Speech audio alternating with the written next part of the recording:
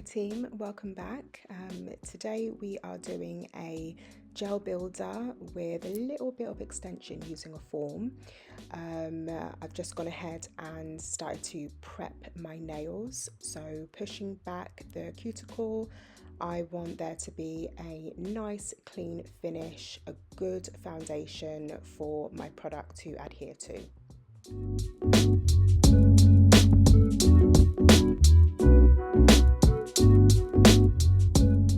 You can see on the nail just at the tip there is slight flaking. I will very gently go in with my manual file just to gently buff that away, just for a nice smooth finish when I'm getting rid of all my shine and oils.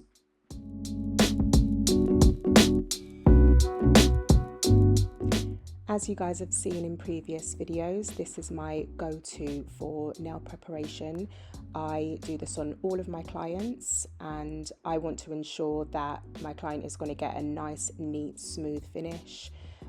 This is also going to help with retention. It's going to prolong my nail enhancement.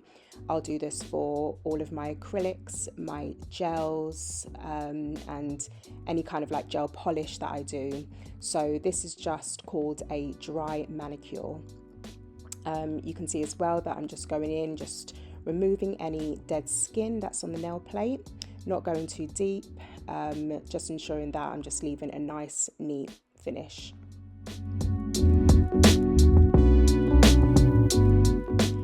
Not only nail preparation is good for prolonging the enhancement, it really helps as well that when you have a clean cuticle area, you are able to apply your gel polish or your builder a lot more neatly around the cuticle area.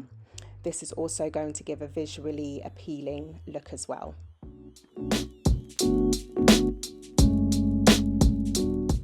So I'm just using my file just to very gently buff the nail plate.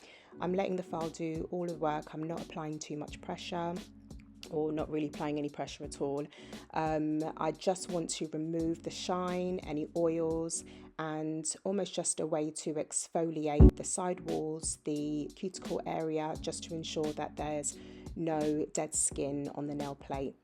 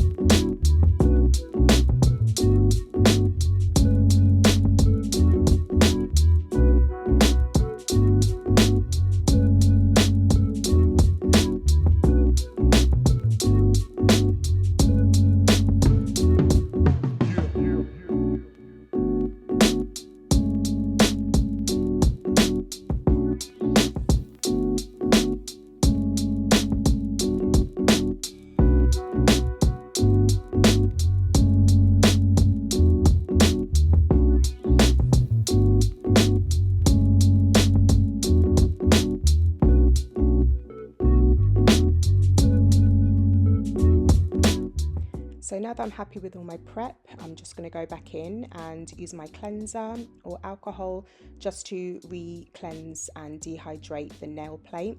I just want to ensure that there's no oils or anything left. My client wanted a slightly longer free edge, so I'm just going in to use my forms to just slightly extend that nail free edge. I'm using forms because I just find them amazing for customizing to the actual nail, just to ensure I get a nice snug fit under the free edge. You will find that some clients have maybe a longer nail bed and their hypericium is a little bit more higher, so you may need to customize the form. You'll see me do that with one of her fingers shortly. So you can see I've just started off with a very thin layer of my builder. I'm just using that as a slip layer So when I go in with my slightly larger beads, it's able to self-level itself on top of the nail plate and give like a lovely smooth finish.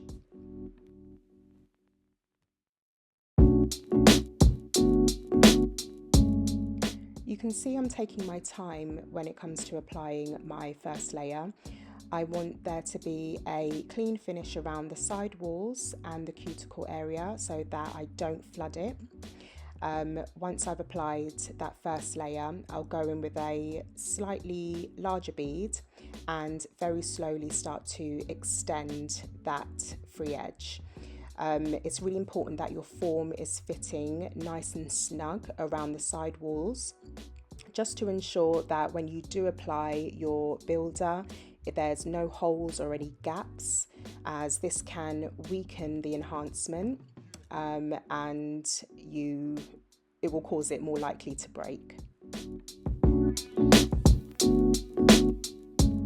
So I'll go ahead and pop that thumb in to cure, and I'll go ahead and re-cleanse my other hand in preparation for my gel builder extension. So I'm just taking my time with applying this form. You can see just on the free edge, it was a little bit uneven, and when I'm applying my form, I also don't want any product to touch the skin, as this can also cause allergies over time. So I just want to ensure that the form is fitting nicely under the nail plate.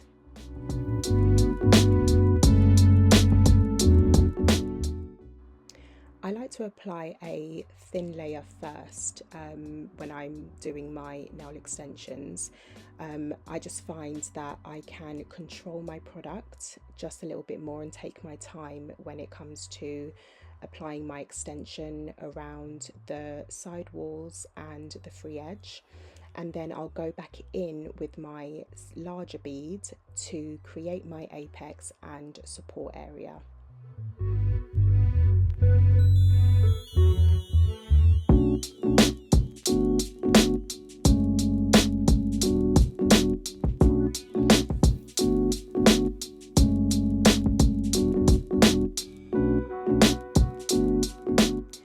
I start again with my thin layer just to ensure that I have covered the surface area of the nail plate.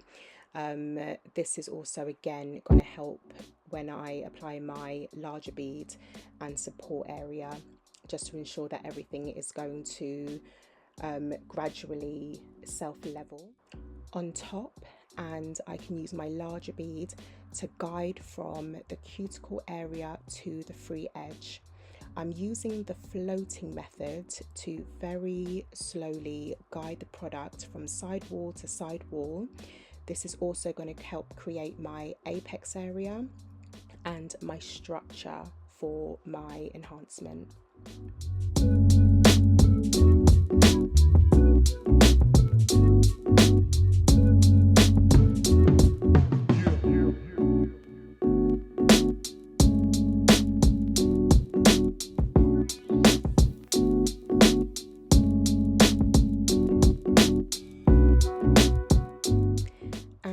Once I'm happy with my structure, I'm just going to double check just to make sure that my apex and everything is smooth and leveled, and I can see a really beautiful arch from the cuticle area to the free edge.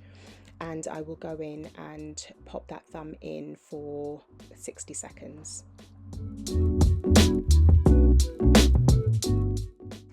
Apologies, that index finger is a little bit out of frame, but I'm just measuring my form to see that it fits snugly under the free edge on this finger.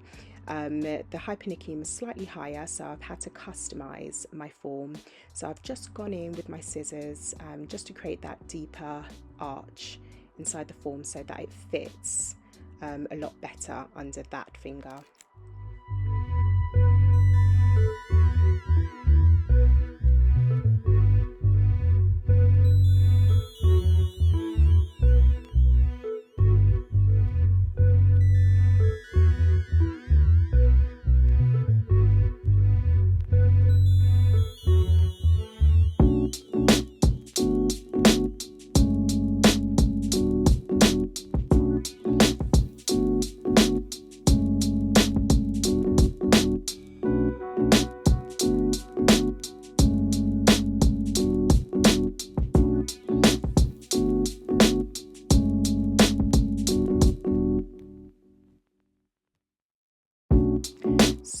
all my fingers are completed, I'm just going in with my alcohol just to re-cleanse the enhancement, just to remove that inhibition layer, which is the sticky layer that's on top of the nail plate.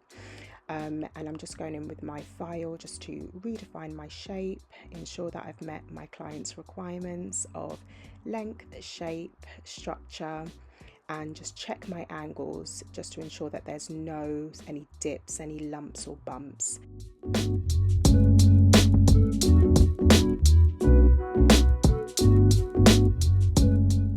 So once you're happy with your shape and you've checked all your angles, I've just gone in with my buffing block just to smooth out any scratches or anything like that on the nail.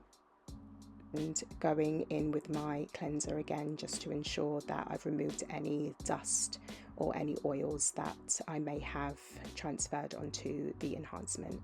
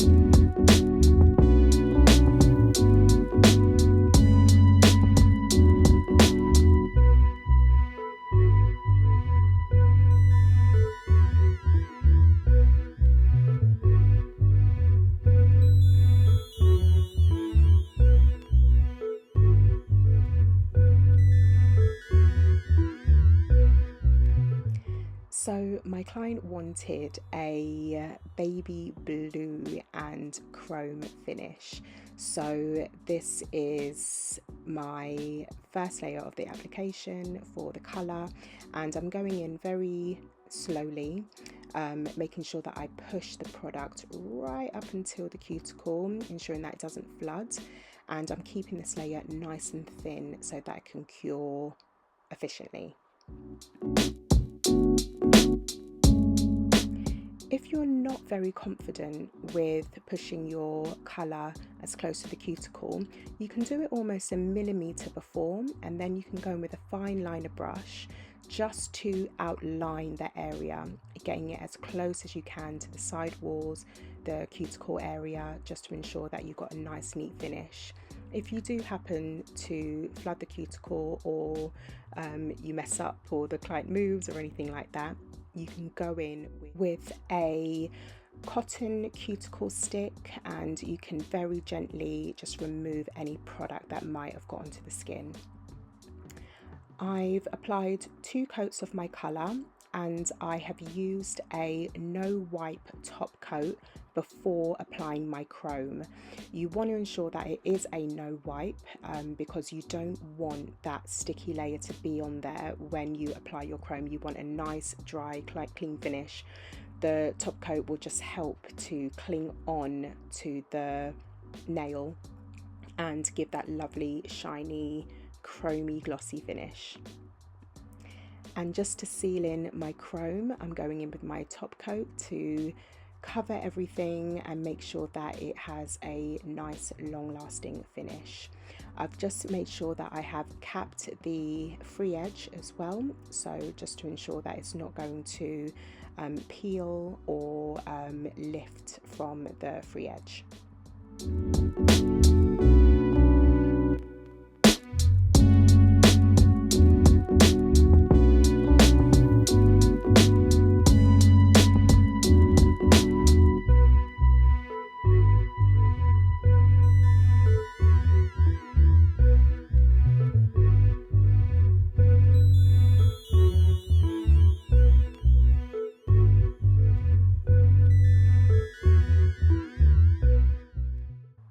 So it's plain sailing now from here. So I'm gonna go in and apply the polish to the rest of the nails, 2 coats of colour, nice and thin, a no wipe top coat and cure, and then I can go in with my chrome to apply and seal it with my top coat, capping the free edge as well. I hope you enjoyed this video, and if you've got any comments or questions, just pop them in the comments below.